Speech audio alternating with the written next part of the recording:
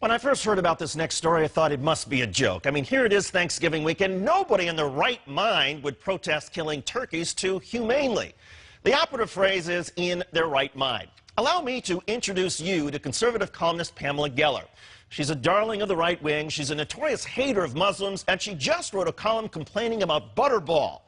Here's the background. Butterball, as you may know, is one of the most popular producers of Thanksgiving turkeys in the United States.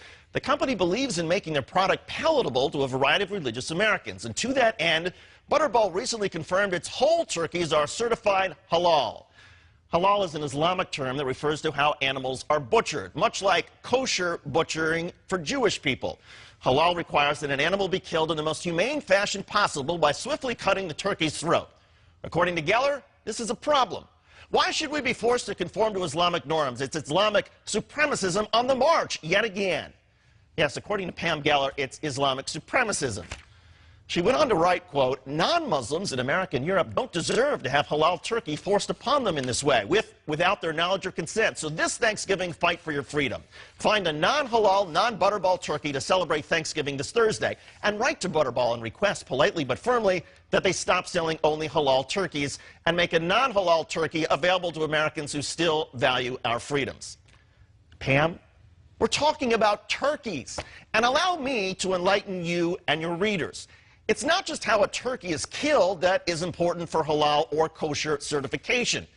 The animal must not be diseased. If the turkey has tumors or cysts, it's not certified. The meat must not come in contact with contaminants, like worms, bugs, dirt, feces, bacteria, things that are also not allowed by federal meat inspectors. All the blood must be allowed to drain out before packaging. Pam, you wrote, I wouldn't knowingly buy a halal turkey, would you? Actually, I would. In fact, most Americans who eat turkey would probably be more likely to buy a halal or kosher one if they knew what it stood for. But I want to help you protect your Thanksgiving from the threat of clean, healthy, humanely butchered meat.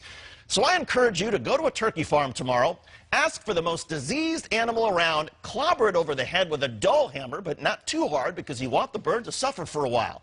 Drag the animal on the ground, smear it in feces, take the bird home, expose it to as much bacteria as possible, then serve it as your Thanksgiving meal. After all, as you wrote, who wants halal turkeys, especially on a day in which we are giving thanks to God for our freedom? Exercise your freedom, Pam. Go with diseased, dirty, infected turkey meat, and let us know how your family and guests enjoy the holiday at your house or whatever insane asylum these days you are calling home.